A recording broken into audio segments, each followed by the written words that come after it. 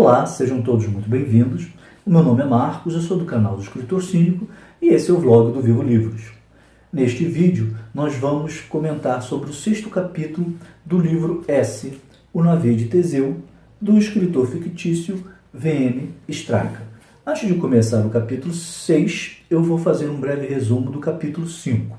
No capítulo 5, os amigos de S, que é a Corbeau, o Stanfalk, o Pfeiffer e o Osteiro, que fugiram junto com ele, porque estão sendo acusados de terem detonado uma bomba numa manifestação e por isso são considerados anarquistas, conseguiram chegar a uma caverna fugindo dos detetives enviados supostamente por Vévoda, o dono da fábrica de armamentos da cidade, aonde S conseguiu chegar depois de ter escapado daquele navio que ele estava.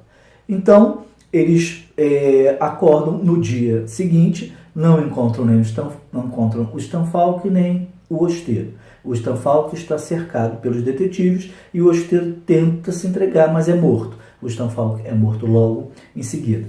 Então, o Pfeiffer, o S e a Corbeau entram na caverna ainda mais fundo, e fogem. No meio do caminho, o Pfeiffer torce o tornozelo e não consegue mais acompanhá-los. Ele fica para trás e os detetives conseguem alcançar até onde ele estava e mata ele também. A Corbeau e o S ouvem os tiros.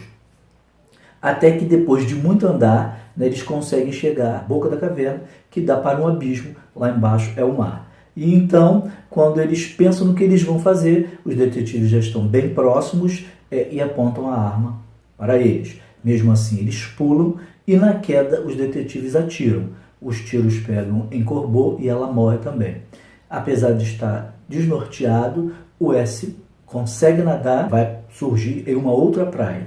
Quando ele consegue chegar novamente na areia e descansar, quando ele olha para frente, o que está ancorado é aquele navio que ele tinha sido prisioneiro. Quando ele vai fugir, aqueles piratas ou marinheiros, pega ele de novo como prisioneiro e o levam para o navio. E aí começa o capítulo 6. Nesse capítulo 6, assim que ele entra no navio, ele começa a ter uma crise de tremedeira, que 2 marinheiros têm que levar ele até a cabine dele. Ao chegar lá, ele nota que o S que ele tinha escrito em uma das paredes da cabine parece estar mais envelhecido. Ele acha que ele é estranho. Ele adormece e quando ele acorda ele vai falar com o Redemoinho. Quem é o Redemoinho? Como eu já comentei com vocês, é aquele marinheiro único que fala, porque os outros têm o lábio costurado. E esse marinheiro pergunta se ele tem perguntas para ele, E ele disse que tem. Ele quer saber há quanto tempo ele está ali. E o Redemoinho diz que ele sabe o tempo que ele está. Mas ele diz, não pode ser o tempo que eu imagino, porque eu estou aqui há menos de 24 horas e eu percebo que as pessoas envelheceram e o machucado que eu tinha nos pés cicatrizou. Em 24 horas isso não acontece. E o Redemoinho não explica para ele. Ele quer saber para onde ele vai e o Redemoinho também diz que ele está com muitas perguntas. Ele volta para a cabine, dorme e acorda de madrugada ouvindo um barulho. Esse barulho é de vozes, e também como se fosse pessoas batendo na madeira e fazendo um determinado ritmo. Ele sai da cabine, vai para o outro andar do navio e ele vai seguindo o som. Quando ele chega perto da porta, perto da porta de uma cabine, muito mais ampla que a dele, ele vê os marinheiros todos reunidos e sentado com uma agulha e uma linha na mão, está justamente o menino que ele viu ser resgatado do tal navio fantasma, naquele capítulo 2 que nós lemos. E esse menino está pronto para costurar o próprio lábio e o S vê ele fazendo todo esse processo, o sangue escorrendo, chegando até o queixo do menino. No dia seguinte, aí o S volta para a cabine, não é visto, pega um prego e começa durante a noite a escrever a história dele com um prego nas paredes da cabine.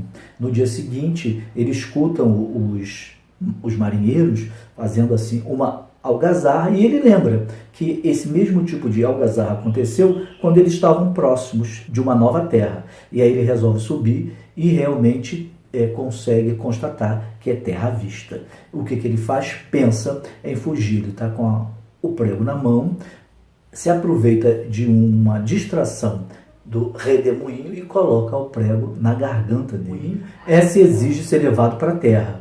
E aí o marinheiro, o redemoinho, responde para ele que isso já vai acontecer, ele já vai ser levado para lá, né? Porque ele tem uma missão para fazer. Esse fica surpreso e não sabe que missão é essa. E ele pergunta, então eu vou para a terra e eu não volto mais. E o marinheiro volta sim, porque lá vai ser pior do que aqui. Você vai ficar feliz quando você conseguir voltar para cá. E aí esse marinheiro novato que costurou na noite anterior o lábio é que leva esse. E esse chega, na praia, já está anoitecendo. Lá ele encontra um homem chamado Osfor, que disse que vai levar ele até um determinado local. Ele pensa em fugir, mas ele percebe que parece que as coisas mudaram, porque ele vê aviões cruzando o céu e ele não estava lembrado disso na época dele. Alguma coisa aconteceu.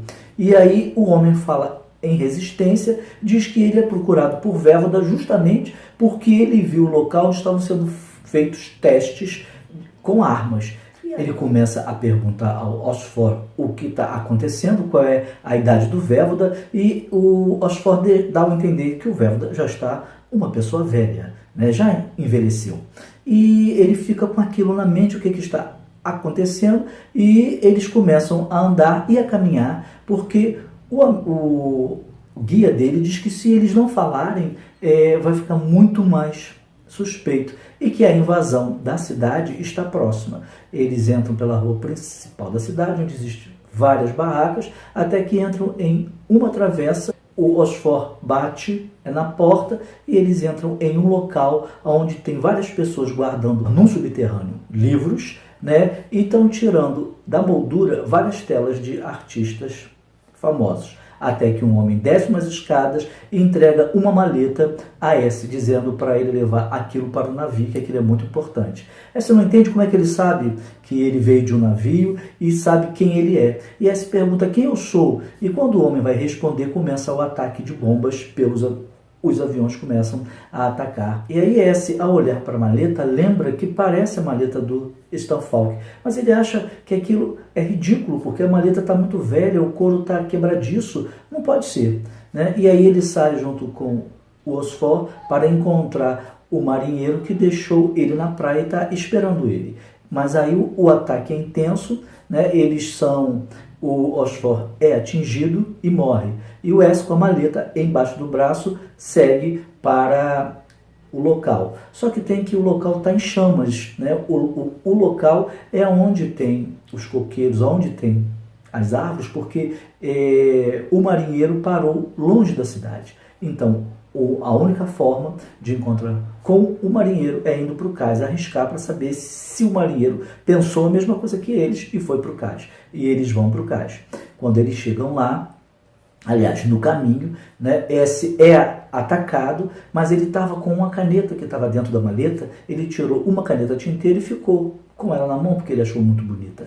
E aí ele luta com a pessoa que tentou matar ele, porque essa pessoa está com um punhal, coloca direto na garganta dele, pega ele por trás, e aí ele consegue matar essa pessoa. E é ajudado por uma mulher que ele não sabe quem é, mas ele desconfia, porque a mulher está com capuz, ele desconfia que seja Sola.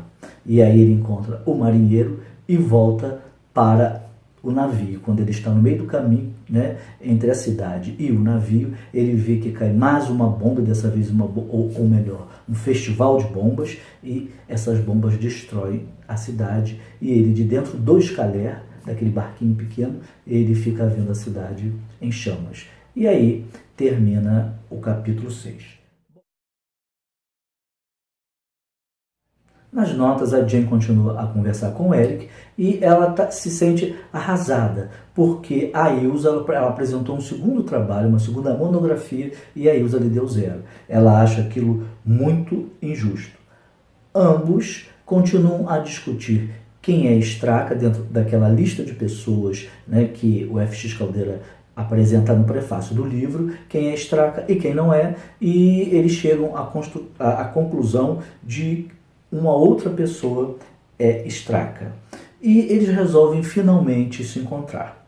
Eles se encontram e parece que, pelo que dá a entender nas notas que estão ali na margem, que eles também transam, têm um relacionamento sexual. O Eric fala sobre a Filomela, ou seja, o FX Caldeira, para a Jen, e conta que ela chegou a casar, mas que hoje é viúva, né, que já está muito velhinha e tudo, e que considera realmente Straka um excelente escritor.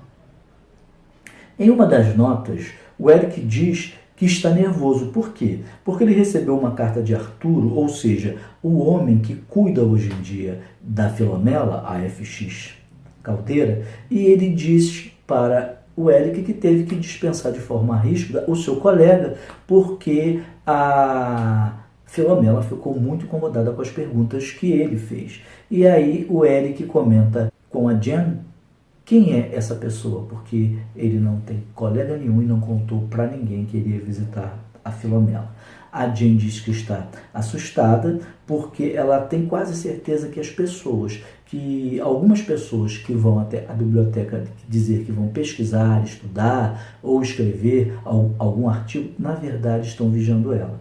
E por coincidência, uma infeliz coincidência, colocaram fogo no celeiro do pai dela, colocando a vida do pai em risco. E ela confirma nas notas para o Eric de que o laudo do bombeiro é que o incêndio no celeiro foi criminoso.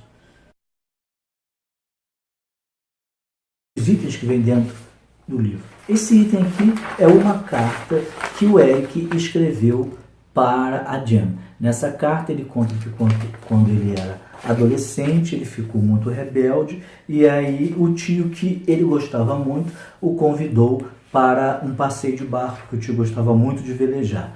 E nesse passeio ele teve uma crise de pânico, veio embora e por infelicidade o tio, né, resolve ir para onde tinha que ir com ele, dá dinheiro para ele voltar de ônibus para casa, mas o tio acaba falecendo porque o navio naufraga, né? E aí ele nunca mais conseguiu se recuperar disso e acaba indo embora e deixando a família quando completa 19, 20 anos.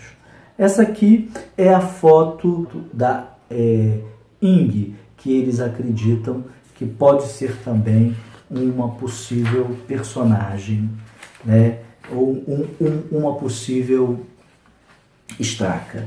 E aqui um cartão postal de um macaco prego que o Eric trouxe para a Jen, né? Pode ver aqui macacos do Brasil, né? E aqui uma notinha do jornal de Sergipe dando conta de que FX Caldeira morreu. Ou seja, ela forjou a própria morte e foi morar na cidade de Marau, no Rio Grande do Sul. Então, pessoal, foi isso. Se vocês gostaram do vídeo, deem um joinha. Se vocês não são inscritos no canal, se inscrevam. Não deixem de comentar. Quando se inscreverem, apertem aquele sininho para sempre saber quando eu estou lançando um novo vídeo.